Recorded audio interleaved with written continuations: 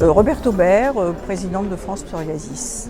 Alors, le psoriasis est une maladie inflammatoire chronique qui a deux manifestations. La plus connue, c'est la manifestation cutanée, mais il en existe une autre, c'est une manifestation rhumatismale.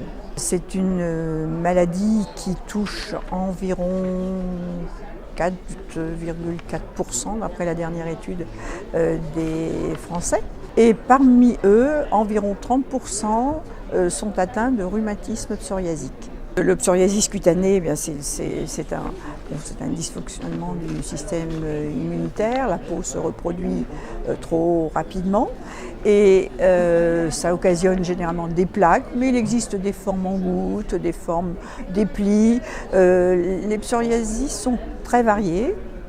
Et ils ont un impact sur la qualité de vie qui est différente selon l'étendue, selon aussi la position des lésions, la situation des lésions, dans la mesure où quelqu'un qui a un psoriasis très peu étendu, mais s'il est génital, c'est extrêmement gênant, ou sous les pieds, voilà. C'est une pathologie qui peut être très très gênante, qui peut faire souffrir, et puis c'est une maladie affichante. Il est évident qu'une maladie affichante pose des problèmes sociaux, des problèmes professionnels, des problèmes d'emploi, des problèmes à l'école. Le relationnel n'est pas facile puisque la peau, c'est la première chose qui se voit. Et nous-mêmes, nous nous voyons aussi dans le regard des autres. Donc, il peut s'en suivre des gènes. D'ailleurs, un des premiers sentiments qu'éprouvent les psoriasiques, c'est d'avoir honte d'eux-mêmes. Chez à peu près un tiers d'entre nous, ce qui n'est pas anodin. En ce qui concerne la façon de s'habiller, bien sûr, il est recommandé de prendre des matières naturelles, mais ce qui est problématique, c'est qu'il faut hydrater notre peau énormément.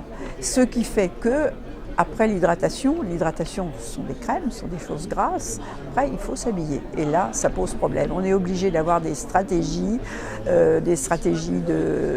sur le moment de la journée, des stratégies d'habillement, et il faut y penser tout le temps. Voilà.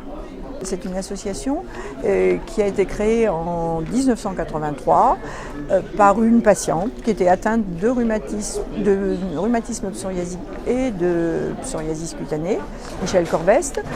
Elle a reçu tout de suite le soutien du professeur Dubertret, qui était chef de service à l'hôpital Saint-Louis à l'époque et qui est spécialiste du psoriasis et le reste encore de nos jours.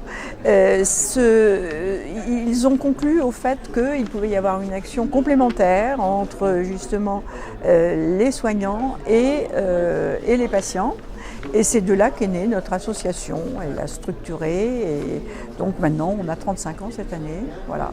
Notre principal objectif, c'est quand même le soutien du patient, son accompagnement.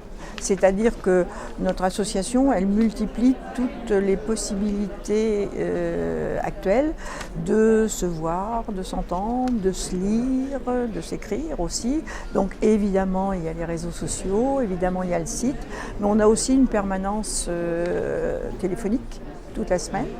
Donc ça, ce ne sont pas des actions, ce ne sont pas des temps forts, mais ça nous mobilise énormément parce que ça nécessite aussi de faire passer de l'information, d'avoir des tas de supports. Nous venons d'avoir une campagne d'affichage dans le métro pour attirer l'attention non seulement du grand public sur le psoriasis, parce que la personne dont la photo figurait sur l'affiche avait un psoriasis visible, mais l'idée c'était de dire ne laissez pas le psoriasis vous gâcher la vie, il y a des solutions qui existent. Nous avons cette chance-là dans le psoriasis.